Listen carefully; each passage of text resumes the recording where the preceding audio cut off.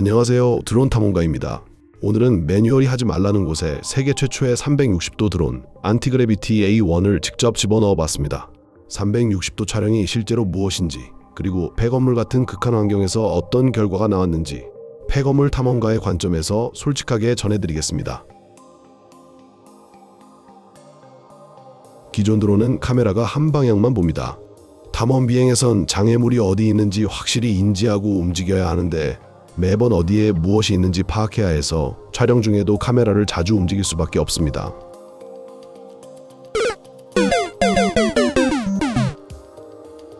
안티그래비티 A1은 위아래의 듀얼 렌즈가 기체를 감추고 그 전체를 커버해서 드론이 움직이지 않아도 고글을 쓴 채로 머리를 돌리면 어느 방향이든지 확인 가능합니다. 영상도 360도로 촬영되므로 구도를 의식하지 않고 비행한 뒤 나중에 원하는 구도를 설정해서 편집하면 됩니다. 방금 보여드린 비행 장면을 이렇게 편집했습니다.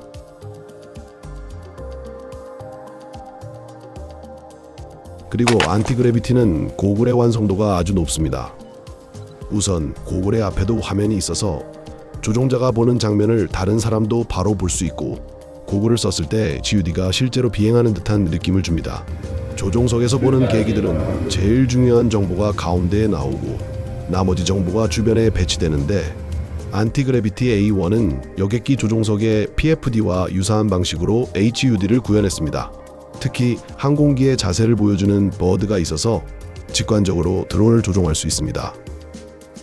그리고 화면 좌측 하단에 연료와 탑재량, 즉 배터리 상태와 데이터 용량을 보여주고, 화면 우측 하단에 내비게이션 정보, 즉 신호 감도와 거리, 고도와 속도를 보여줍니다. 이렇게 UI가 우선순위 및 종류에 따라 비행에 필요한 정보를 배치해 놓은 점이 실제로 비행하는 듯한 느낌을 줍니다. 저는 원래 모션 컨트롤러를 신뢰하지 않고 스틱 컨트롤러만 고집했으나 안티그래비티 A1은 모션 컨트롤러만으로도 좁은 실내에서 세밀한 조종으로 탐험이 가능합니다. 지금은 오히려 스틱이 없어도 괜찮다는 생각이 들 정도로 정밀하게 움직일 수 있습니다. 스크롤링으로 제자리에서 기술을 돌릴 수 있고,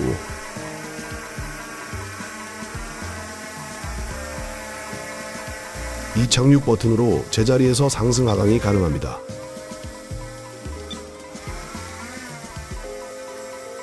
또한 탐험 비행에서 의외로 아주 유용한 기능이 있는데요. 비전 센서를 보완하기 위해 어둠 속에선 랜딩 라이트가 켜집니다. 이 기능 덕분에 안티그래비티 A1은 별도로 조명을 장착하지 않아도 탐험 비행이 잘 됩니다.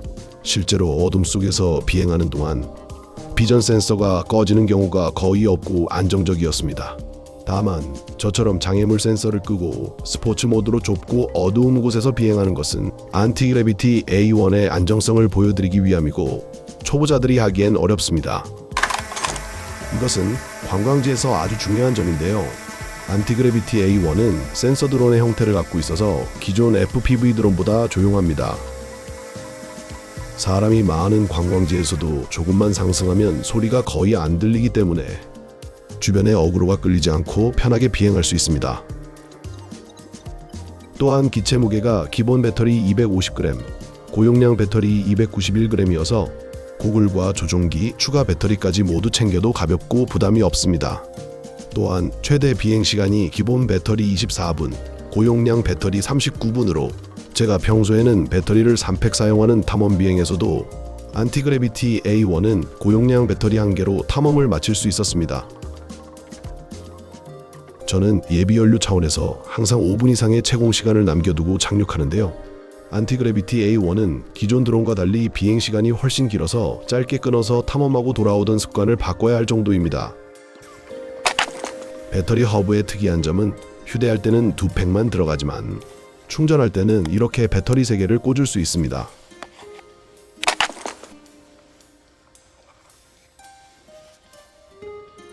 그리고 배터리 허브의 충전량이 정확하게 퍼센티지로 표시됩니다. 그리고 360도 전방위로 장애물을 인식하고 정지하거나 피해서 이동할 수 있어서 초보자들도 아주 안정적으로 비행할 수 있고, 원한다면 프로카드도 구매해서 장착할 수 있습니다.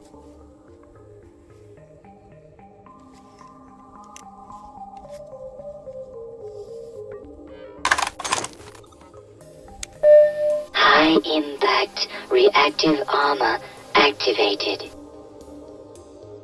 마지막으로 아쉬운 점을 꼽아보겠습니다. 아까 말씀드린 헤딩 조절 및 상승 하강 버튼이 제자리에서만 되고 회전이나 상승 하강 속도를 조절할 수 없는 점은 조금 아쉽습니다.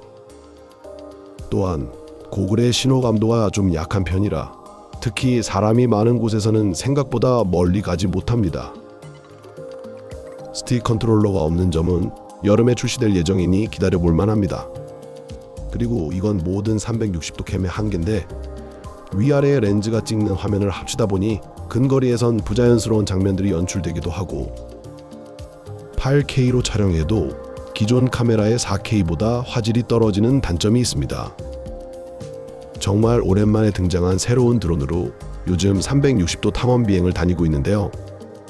다음엔 안티그래비티 A1으로 탐험 비행을 하는 영상으로 돌아오겠습니다.